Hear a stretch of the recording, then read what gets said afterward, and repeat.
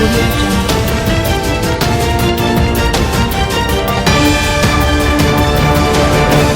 Friends, मैं सपना और आप देख रहे हैं समाज की खबरें Hindi TV news. MNS party के राज ठाकरे जी ने जो अजान को लेकर बयान की दिया था, उसकी वजह से एमएनएस पार्टी के काफी कार्यकर्ता नाराज हुए। उन्होंने अपना इस्तीफा दिया है। कई जगह उनके पुतले भी जलाए गए और कई लोगों पे एफआईआर भी हुआ। हमारे गृह मंत्री दिलीप वालसे जी ने अजान का सम्मान करते हुए अपनी स्पीच रोकी। इसी को लेकर अन्य पार्टियों के क्या विचार है, हम जानते हैं वीडियो में। Ground reporting Farida.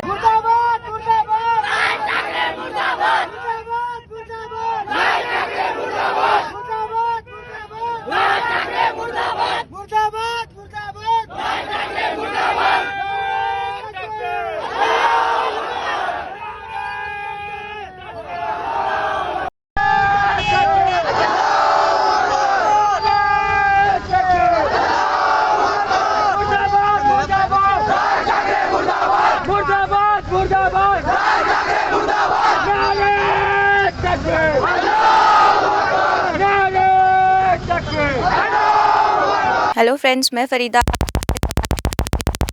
आज यहाँ पर हम मुस्लिम लीग में अमजद मलिक जी के साथ में हैं।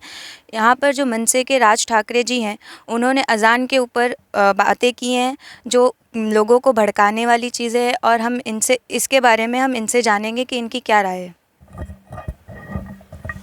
अस्सलाम वालेकुम। जो 2 दिन पहले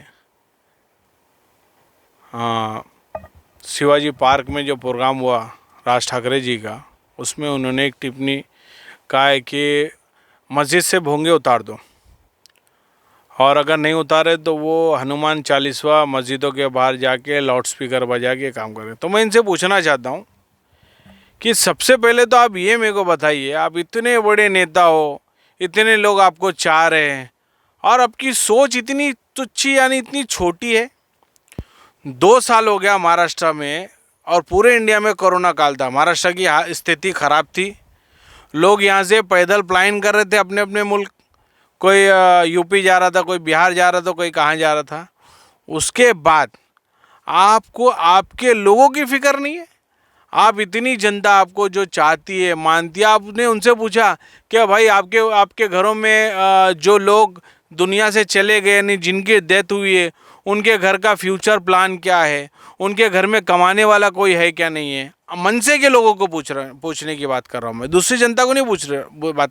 जो उस प्रोग्राम में उस लोग आए थे, कि आपने पूछा कि भाई किसके बच्चों को एजुकेशन का मसला है, फीस नहीं है, कि उसका बाप नहीं है, उसकी माँ नहीं है, उसके घर में कोई है क्या नहीं, उसके घर में राशन है क्या नहीं, उसके घर के हालात कैसे है। अरे आपको चाहने, जब आप अपनी जनता को, जो आपको मानते हैं, जो आपको जानते हैं, उनके घर का हाल आपको नहीं मालूम है, तो आप भोंगा लगाने के लिए और भगवत गीता पढ़ अपना ये हनुमान चालीसवे के लिए लोगों को भेज रहे हो।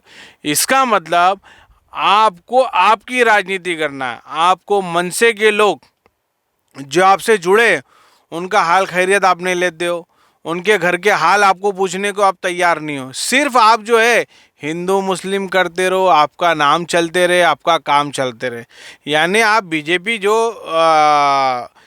बीजेपी ने जो लाया था अभी कि लोधा जो बम्बई अध्यक्ष है बीजेपी के, उन्होंने लाया एक ब्रीफ कमिश्नर को दे दिया। उसके बाद बोला अभी कौन बोलेगा, तो लोधा जी ने बनाया बजाय डमरू, तो राज ठाकरे चिल्ला पड़े क्या भाई अब मैं बोलूँगा। अरे राज साहब, आपको सोचना चाहिए कि 2 साल हो गए, हालात महाराष्ट्र के ख़राब है, और इस टाइम पे आप जाके फालतू की बकवासें कर रहे। यानी कितनी वाहियात बात है, इतना बड़ा नेता और इतनी छोटी सोच बोल। तो सर, आपको ऐसा लग रहा है कि हिंदू मुस्लिम के जो भाईचारा है उसमें फूट डाली जा रही है? देखिए, ये तो बेवकूफ़ है। ये देश जो है ना, गांधी जी के भी विचारधारा पे चलता है, और भगत सिंह के भी विचारधारा पे चलता है, चंद्रशेखर आज़ाद के भी विचारधारा पे, सारे शहीदों के विचारधारा पे देश बना है, और ये देश जुड़ा है। यहाँ की सभ्यता और यहाँ की जो लोगों की भाईचारा है, उसको कोई तोड़ के इस तरीके से बढ़ नहीं सकता। हाँ ठीक है, अभी माहौल अलग है।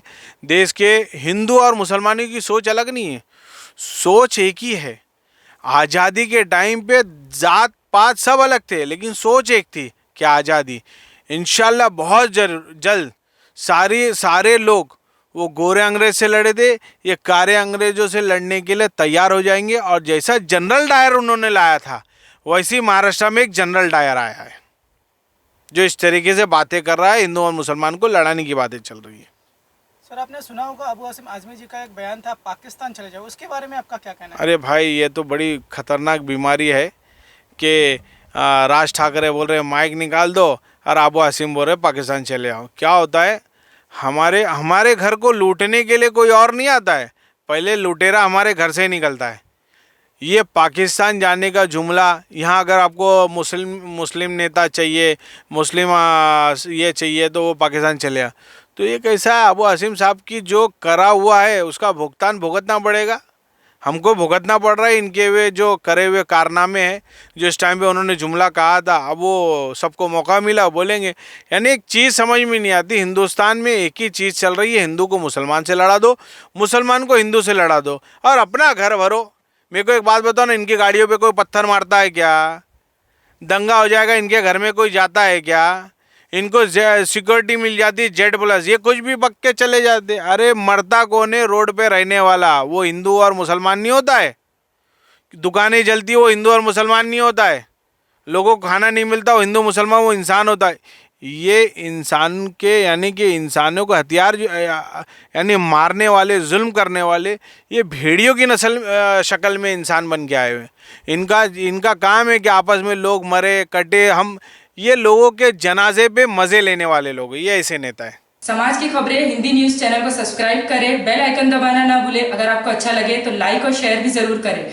अगर आपको हमारे साथ जुड़ना चाहते हैं, अगर किसी भी तरीके का न्यूज़ या एडवर्टाइजमेंट देना चाहते हैं तो आप हमें इस नंबर पर कॉल करें 7666471110। धन्यवाद।